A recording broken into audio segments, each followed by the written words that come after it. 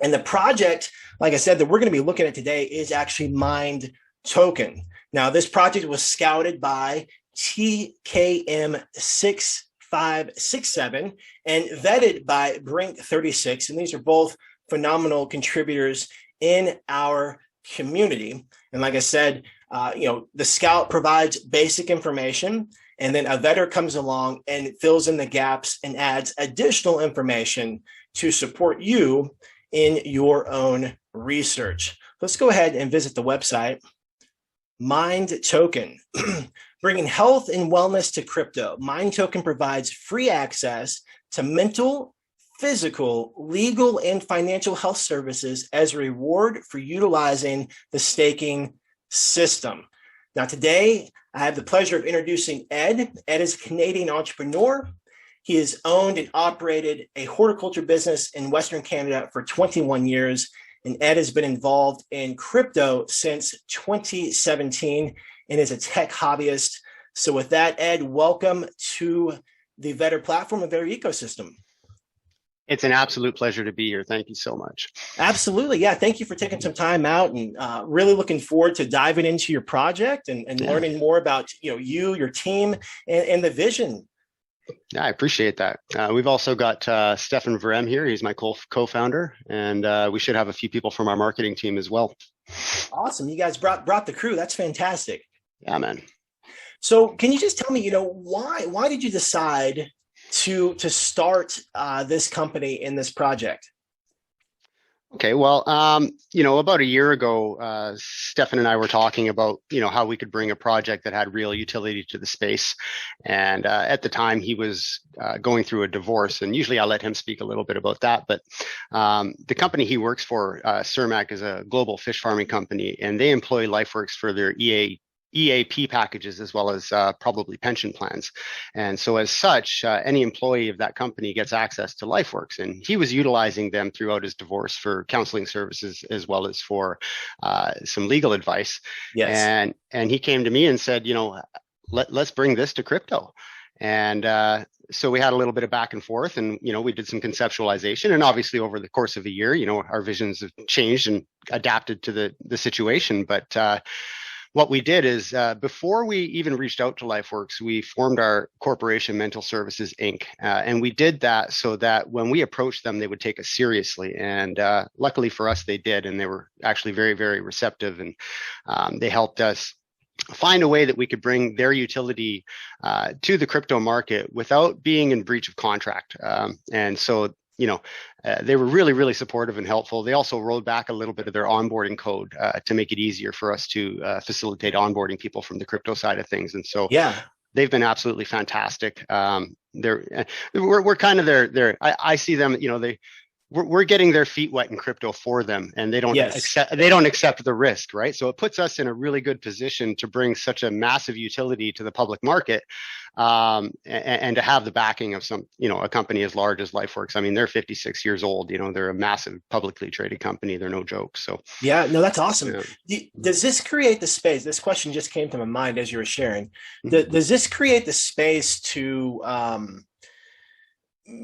I don't know what verbiage you use, but the potential to be acquired, to be fully merged. Yeah. So instead of two entities, you're kind of getting their feet wet. You're showing them what's possible. Is this something that you guys are focused on as a possibility of being acquired? It's absolutely a possibility. I mean, right now, Lifeworks is in talks with TELUS, which is a Canadian communications company who's made big moves into e-health. And they're in talks of acquiring Lifeworks for $2.3 billion. Yeah. And so, given that we are a corporation, it is possible for us to go public with it. It is possible for them to buy a controlling share or to try and acquire us. That said, companies like TELUS, they're kind of doing the same thing as Lifeworks. Like, you go ahead and do this, and we'll just stand back here and collect some money with it. So I can well imagine that if we came to a place like that we'd be looking at they'd have an ownership share, and we'd be CEOs and still running the show. Right. Yeah. No, that's great. Yeah, as you were sharing, that's one of the things that came to my mind. Mm-hmm. So, it says, MiND staking, members gain free access to all these things. And so one of the things I'm curious about is this free access, or is this like a discounted rate, or how does that actually work? Okay, so what Lifeworks does, and I like to explain how Lifeworks operates a little bit because it relates to how our staking functions. Okay, because Lifeworks has 15,000 corporate clients, and through those corporate clients, they have 26 million users. What we've agreed to with Lifeworks, we don't actually sell Lifeworks utilities. What we do is anybody who stakes through our systems, as far as Lifeworks and our contract with them is concerned, become our employees, and as such have access to the employee assistance benefits packages. And the way that Lifeworks business model is set up, of course, is that it's high volume, right? So they collect fees from the 15,000 corporations that are representative of the 26 million users on their platform. And so we're much like that, where, when a user stakes in our system, they pay a $5 per month onboarding fee. And, it's much like insurance, even though, we're not offering insurance, but the economics of it are much like insurance. And so everybody who pays for the system but doesn't use it helps pay on the back end for us to be able to continually be onboarding people in countries. And the nice thing with them is that, we're aiming to be a volume play. And, our user cost per person goes down the more people that we add onto the system. And so the bigger we get, the more money we have to put back into MiND token, into development or marketing or buy and burn and what have you. And so, growing equates to growing for us, if that makes any sense. Yeah, absolutely. Yeah. No, that makes a lot of sense. And so, so I know that you're not going to be, MiND token's not going to be the one that is, providing these services, but on the screen we're seeing doctors, therapists, lawyers, health and well-being services, financial planners, fitness experts, fitness programs, big brand discounts. And so one of the things that, I was briefly skimming over some of the notes from our top scouts and vetters, and it looked like I saw something like a minimum $50 staking, and then, for 1 month, and then $400 for the year. So when someone stakes that, whether that's the 50 or whether that's the 400, again, are they getting from Lifeworks, and not from MiND token, but from Lifeworks, are they getting actual care and services, or is it like a discounted? No. They get a set amount per annum with each different provider. Okay. So, they're able to talk to a general practitioner multiple times. That GP can, send them to an in-person meeting in their area with somebody who is in the Lifeworks system with a referral discount if it comes to that. But for general maladies, there's no cost to the user. And in fact, it's actually pretty cool, because it's not just the person who stakes who has access to that. It's also their immediate family. So anybody who lives in their domicile with them. Oh, nice. So spouses as well. Children, teenagers, whatever you got. Yeah. Okay, nice. So anybody under that roof has access. That's right. That's pretty cool. So with that, is this a way to, healthcare all over the world is different. United States is pretty extreme. But is this a way to offset some of the shenanigans and craziness that can happen in the healthcare system, especially United States? Well, I mean, when you consider that, when we were doing our market research on what an e-health service costs, we were quoted $170 to speak to one general practitioner in a maximum of a 1-hour block. Right. So to be able to stake $50 and get a 25% APY, have access to that doctor service for a month, that alone covers the value of your stake. Even if you never got those tokens back, you're still really up. And that's just a piecemeal service, right? Lifeworks offers the full breadth of these services. And so, the market value of utilizing all these services for, a year solid, is really, really high, much greater than the 400 that you would stake to have access in that pool. Right. Yeah. So with that, who would you say your target market is? Well, okay. So how we have it set up right now is we're already live in Canada, the United States, and the United Kingdom for launch. And so on launch day, the staking will be good to go, and people will have the full services in those countries, assuming they live there. The mental health services, however, are already global. So anybody in the world can call and get a therapist if they stake through our systems. And I think that's pretty powerful stuff. Absolutely. But what they do is, because there are legal frameworks in place for doctors, therapists, and lawyers, and LifeWorks keeps us removed from that. So we're facilitating the interaction between the crypto and this massive corporation, and we're removed from liability because we're not actually providing these services. So we're not exposed to things like malpractice suits if something does happen to go wrong. And given that they are a proper healthcare provider, they follow the rules in the countries they operate in. And so we're able to add up to 60 countries for the complete package.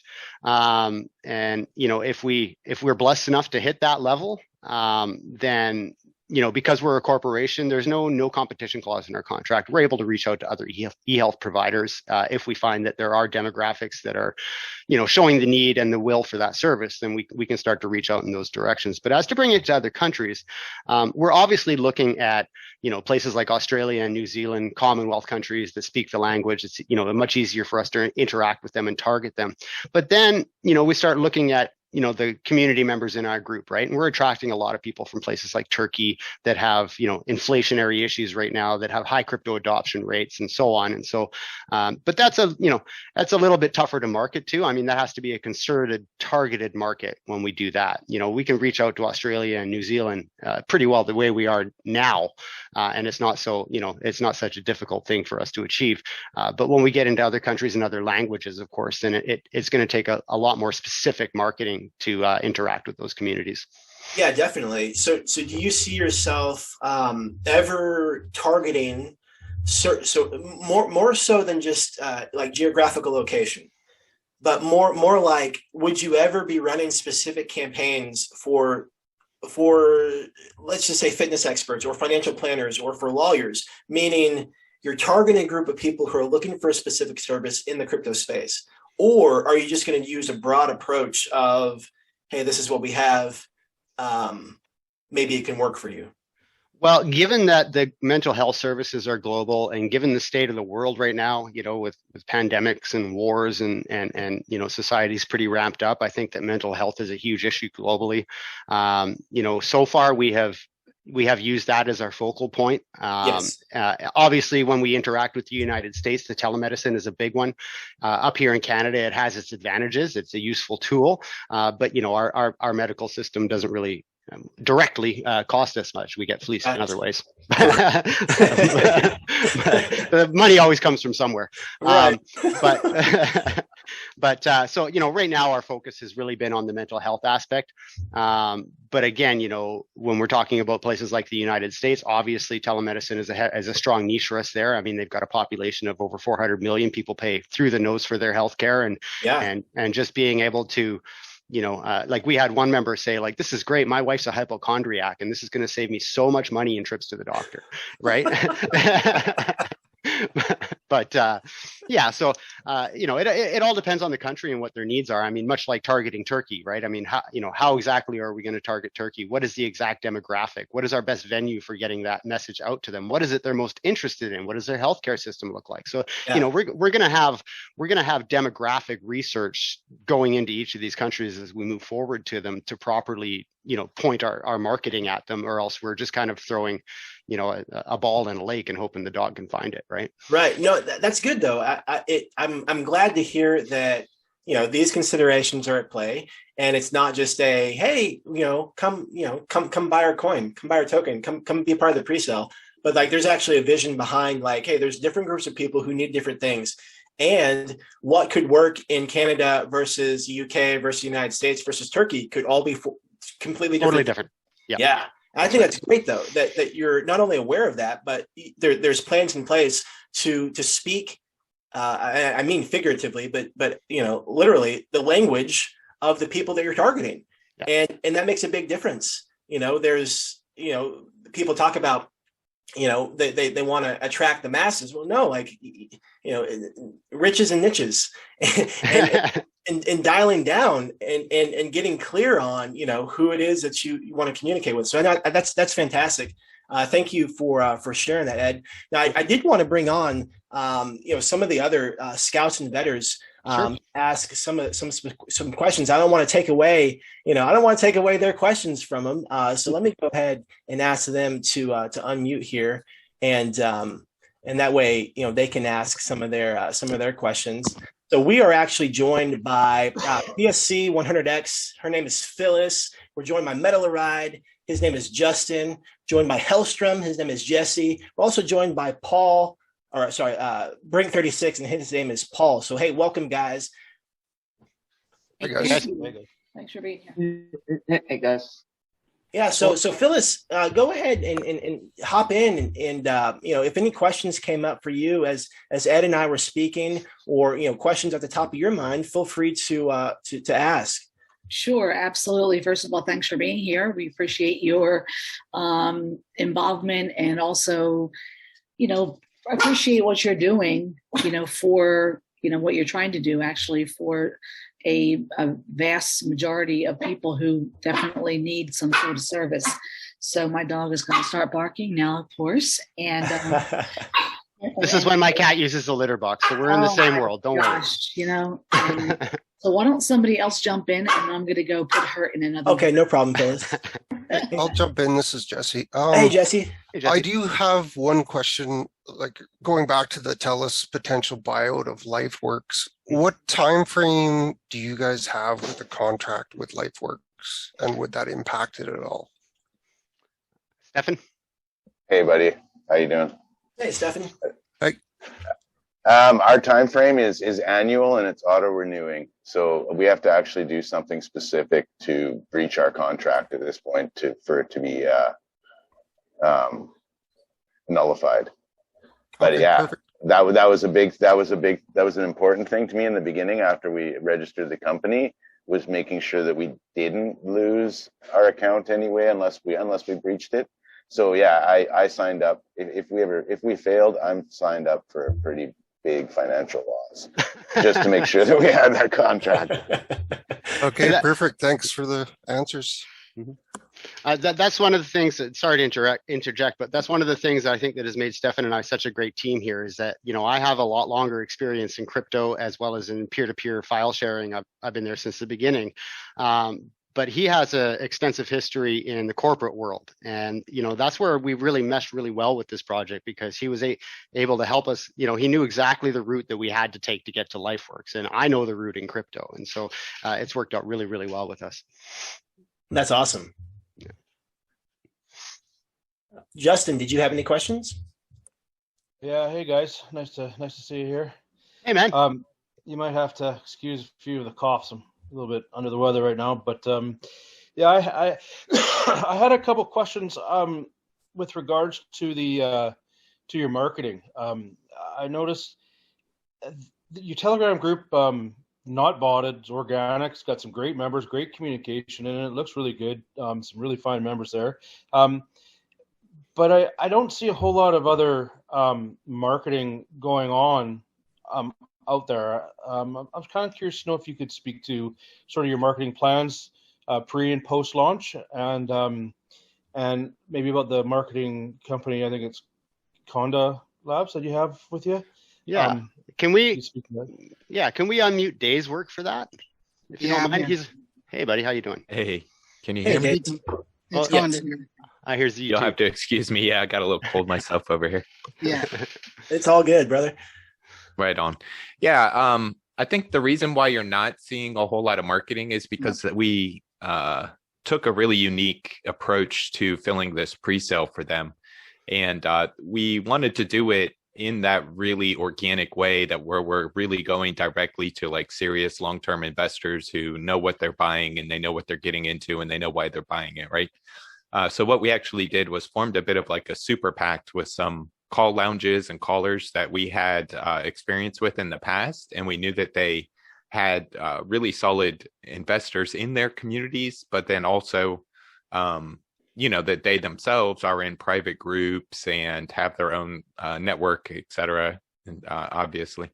So what we did was like incentivize them so that instead of just a one and done kind of thing, like one AMA or one post, that they could take a personal approach to it. They could repeatedly bring it in front of their communities.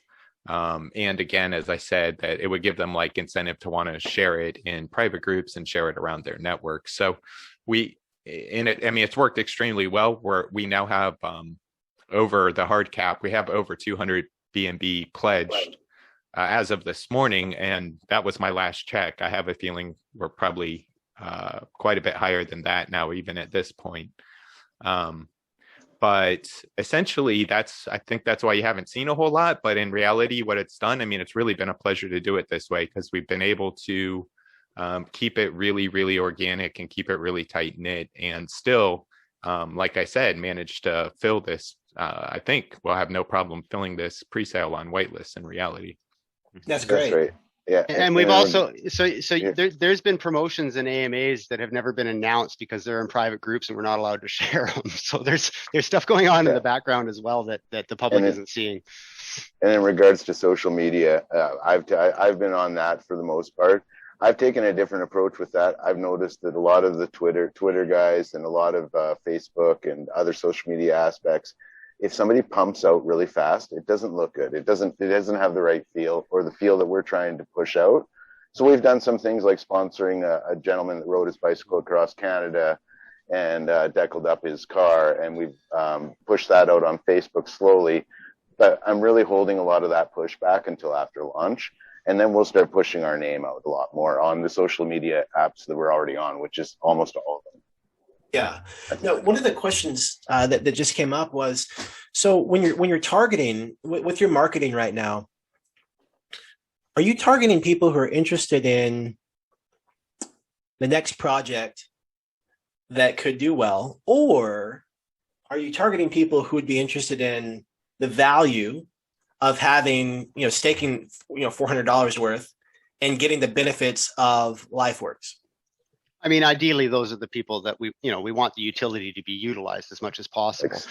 Yes. Yeah. But the other aspect of our, and this is especially part of our post-launch marketing, is that, we've had our systems built so that other projects can utilize our staking system. So for instance, pre-launch, we've already got 2 confirmed partners in Izanagi and in Snafu. And post-launch, we've got a few in the wings that are just kind of waiting to see things flush out. But what we've done is we've made it so that they're able to create their own pools through our systems, set their own APYs, have the Lifeworks utility automatically given to their admin and moderators. And then their users can stake that project's native token with whatever APY that their team decides to set, but their users will get that Lifeworks utility as well. And I think that's a huge part of our strategy going forward, is trying to retain as many partnerships as humanly possible. So, for me, it's that's the golden nugget, if you will, is to get those partnerships really firmed up and happening, and people using our staking systems and just growing that way. Because the networking potentials, every project that joins us is going to be exposed to all the other projects. We'll do cross promotional AMAs, we'll do cross promotional charity events, like Stefan just explained with Mitch Buxton, and having our images on his tail car as he rode 5,000 kilometers. And given that we're a corporation, we can also facilitate some of the charity stuff for these partners that don't have that ability to reach into the real world, if you will. So a quick example would be, I was in a project as a moderator about 2 years ago called Rescue Token, and it was a beautiful project. We had 4 animal sanctuaries partnered up, and we started giving donations. And the biggest partner, one of the board members, saw that they were doing crypto, and they kiboshed the whole thing, and it murdered us. I mean, it was bad. And so that was one of the things with this I'm really happy with, is that now if we do make a contribution to somebody, there's no board member that's going to go, "That's crypto, I'm out." They're going to go, "Hey, look, money came in through a corporate account." And those are some of the lessons that I learned over the years. I mean, another one is that our code is fully our own. We own our website code. We host our own website. If there is a problem, if there's any information that is incorrect or missing, you guys saw it this morning. It was just boom, there it is. Sorry about that. We just take these little lessons as we go. It's all part of the process and experience, taking it all in and making little shifts and adjustments as time goes on. One of the things that I always like to bring up to teams is, this is the wild, wild west, and literally anything can happen. And what I've found is it's more likely for something to not go as planned, more likely for something to just totally out of left field, come out of nowhere and wreak havoc. And it's those moments where you really get to figure out who is this team. Because talk is cheap. We can all say, hey, we're going to this place, we're going to that place, this is what we're going to do, this is how this is going to work. But when it comes down to it, actually delivering. So my question is, what life experiences have you had that can support you, that when you are met with setbacks and roadblocks and obstacles, what life experiences are going to help you to continue to persist? I've owned a landscaping company for 22 years. If you want to know stress, hit a gas line with an excavator. Like I say, I've been running a business since I was 24 years old. I have employees out there working right now. It's a very transferable thing. Crypto can be scary and crypto can be intense, but so can the old ladies sitting over tea talking shit about your company. So, it's you're going to run into problems. I mean, we've hit gas lines. I've taken out a $4,000 double pane custom smoke window that was etched in one factory on the planet. You're going to run into this stuff, but you pay the bill and you figure it out. So living life on the edge. Yeah, yeah, that's right. So, that's great. Hey, just a couple of questions, if you don't mind. Did you have any more questions? Actually, that's Phyllis. Yes, I wanted to actually come back into the team a little bit more, if you could. I know that there is yourself, Ed, and Stefan, and you introduced us to the marketing person as well. So, what other, do you have other people a part of that team? I know you had mentioned about having your own contract, and because I know it takes a lot of elbow grease to kind of make everything, kind of come together. So, so I just kind of wanted to know a little bit more about that. Are you contracting out parts of, this out to other people, or are you the sole, do you have total control over, those who are actually, building everything for you, just out of curiosity? So our front end DApp developer and our contract developer, these are personal friends of mine. Granted, they're through crypto, but we've been trading together in a private room for 2 years. I mean, we share pictures of our kids. We know each other's names. We're very personal. And so they have put together our contract and our front end. I've been working with them on different things for over 2 years, as I say, and they're just fantastic people. We've also got a community manager, Jem. She's the CEO of one of our partner projects, Izanagi. And she's helping us with, she's a great writer, and she's pretty good with software stuff. And so she's been helping us with cleaning up our branding and white paper and stuff. Conda Labs also helped a lot with our branding.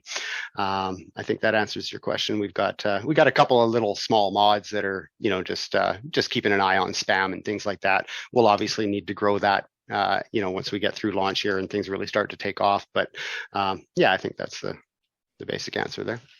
Okay, let me just. And I'm in control. We're in control of the contract, though, and so the contract's been developed. It's been handed over to us. Okay, so you guys you're an experienced developer. Am I? No. We've contracted that out, and so because I'm not an experienced developer, I'm not a coder. We've got a utility, we've got a great idea. I've got lots of moderation experience and so on. But I don't write code. Yeah, because our contract was audited. Yeah, I saw that, that it was audited. Because that always is a little bit of a concern, for me, not having like an in-house, you see so much of that. Unfortunately, you see so much of shenanigans out there with some of these people, and that's just always been a question or a concern of mine. I am happy to hear that you are going to be letting, I guess, I'm not sure the word that you use, but you're going to have other people that are going to be able to use your staking pool. That now.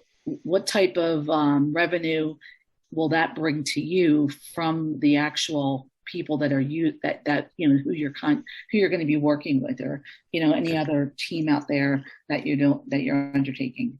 So when other projects come on, they're going to pay an onboarding fee that is about a quarter of what it would cost them to develop, host, and create everything themselves. And a portion of that will go into a buy and burn into MiND token to feed back into the system.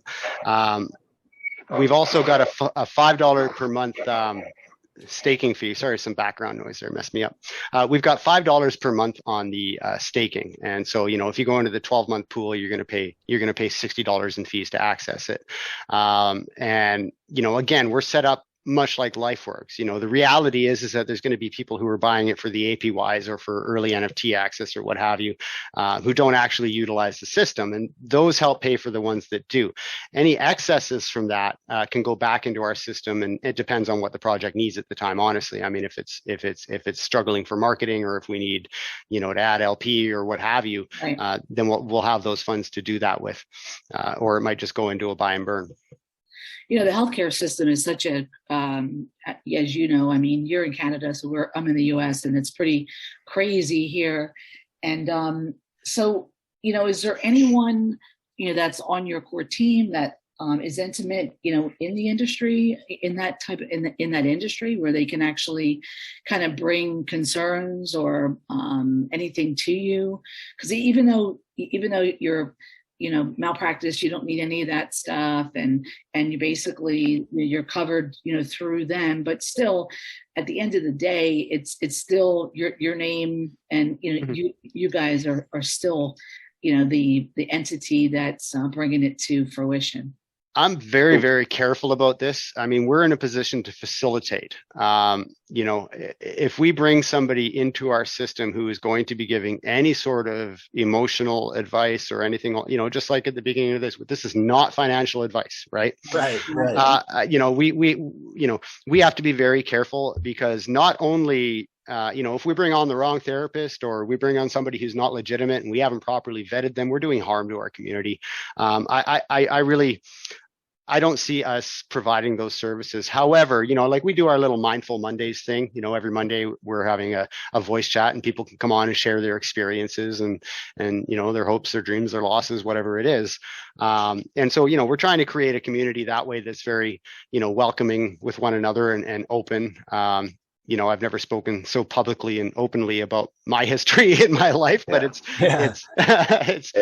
so one of the things that we've with having our services live since January and paying for them is we've had the ability to give them out to different people. Some of them were just for interest, just to research us. Some of them were doctors. Some of them needed the help. Some of them were therapists. And we've been able to, with a lot of those people, take back some good feedback from those people, from the initial people we signed on. And with our relationship with Lifeworks, we have meetings, and they're open to listening to things that we bring up as well. Okay, that's an important point. I was really more so talking about kind of having like a back door or insight into.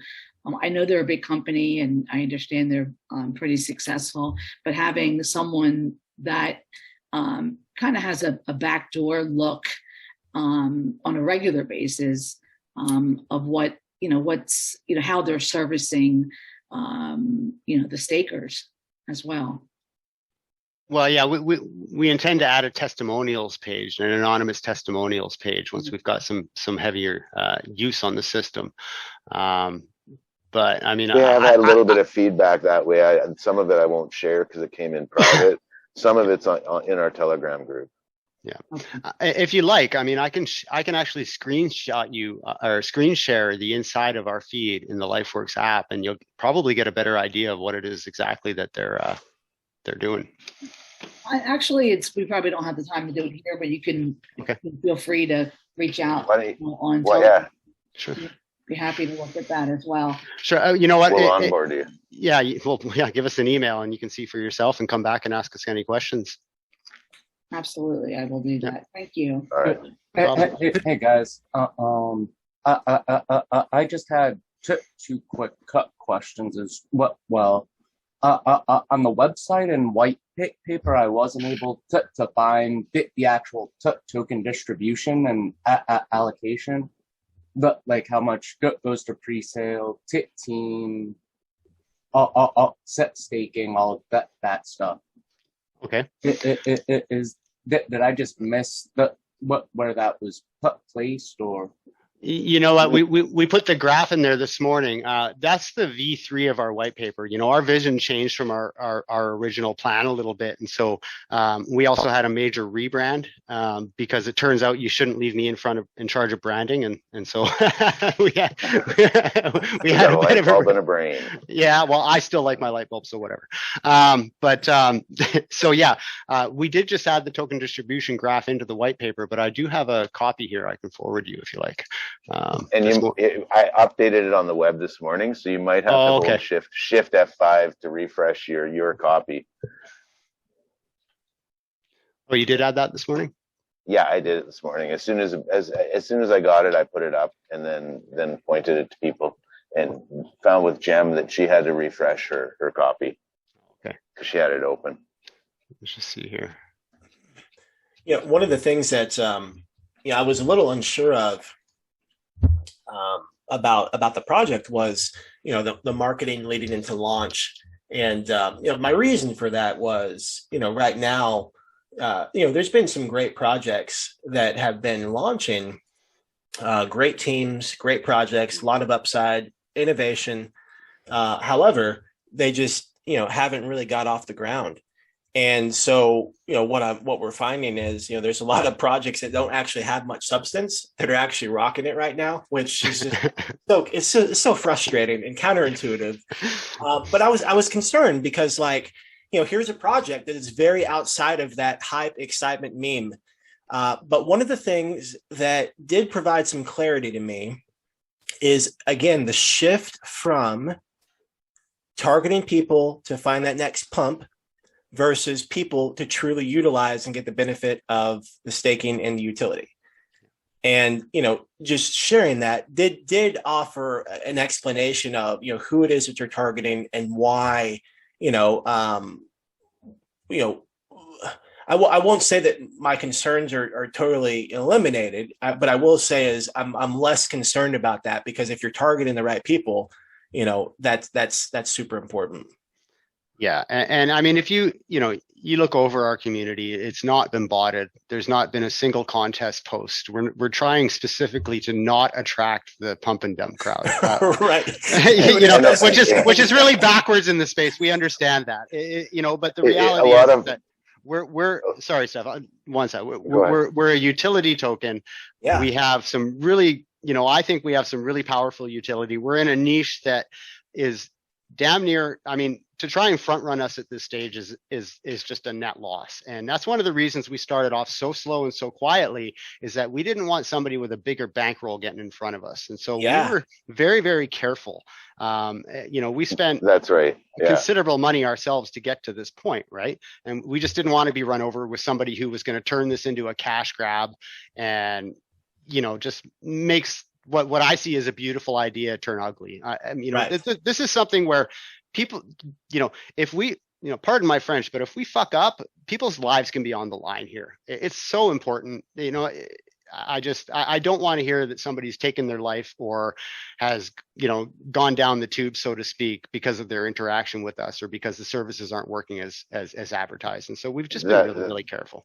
Yeah, that's right. The whole concept is so outside of the box, and we've brought something so, in my opinion, new to the space, and the marketing that's going into it behind it post launch is out of the box as well. And for my personal opinion is, if we give all that away, it's people are just going to jump on it and start doing it, and then what we want to do doesn't have the impact. Yeah. You guys, just to switch gears a little bit, I'm really curious to know the reasoning that you chose DGEM as your launch platform. I've been watching DGEM for a long, long time. I've seen them in some rough spots, and I've seen them act ethically as a result. They've always been on my radar as a project that I liked, that they just never gave up and they kept working. And so my interactions with them have been for some time now, even before we were conceptualizing this. So I really like the crew there. I feel that they're honest and they're on the ball and they're really active. And I don't want to I don't want to say the reasons I didn't choose other launch pads on a public venue. Oh, that's cool. I actually bought into DGEM in the pre-sale, and I'm still holding. So I like to see it. Nice. Right on. Thanks for the answer. Excellent. No problem. Yeah, that's a good answer. One of the things that I do, you had mentioned that it may not be, I guess, it makes a lot of sense, the marketing and what you're doing. And I like that. And like I said, it does provide some comfort, knowing that's the plan. One of the things that I've seen, and I wonder if this is really similar, but I've seen a lot of projects that do a stealth launch that actually do pretty good because they haven't attracted the people that love the big pump, and they just got to find the next one and the next one and the next one. But they've built a core community, and it actually gives the chart time to grow and expand and expand the community. And so, I think, the way that you guys are building it and who you're targeting, not to say it's going to have the same reaction as a stealth launch, but it seems really similar because of who you're attracting. So I like that. Like I said, I came into the call a little concerned about that because of what I've been watching. And, I look at a lot of different projects, and like I said, the ones that are doing really good there's just nothing to them. But that's the nature of the game. But we really enjoy having teams on here that, one, there's a difference between a team and a company, a project and a company, and you guys are a company. And so, doing something different, doing something that you want to make a difference in the space. And that's why we wanted to have you on because of that. We recognize that, you're not part of that other group of, just creating or not creating, but just, putting out nothing really and hyping it up, but rather you want to build something and truly build something and truly impact people's lives. And, that was one of the reasons that, you guys stood out to be on the call today. I can't tell you how honored we are that, I've been following you guys for a long time as well. I mean, I've never really spoken the group, but I've always had eyes on you. And, when I saw Vetter people starting to join the group, I'm like, do I simp them or do I shut up? Right. He scared me. I chose to shut up, and it worked out good. So yeah. I didn't want to seem as eager as I actually was. No, it's great. It's great because, we're able to connect and network and share ideas and work together. And this is, these types of conversations where real questions are being asked, and we're really looking at the business and the sustainability and how is this actually going to work. It's so much, it's different than, other things in the space. And again, that's why, we wanted to, that's why this looked like it had potential. So, Ed and Stefan, thank you so much for taking some time out to be here today and to share, the vision of the project and get asked some tough questions, but provide some great answers. I totally appreciate it. Oh. And I just want to say, we've done a lot of safety stuff. We've been KYC'd by Seek Token. We've been KYC'd by Anonymous, and that includes biometrics and criminal record checks.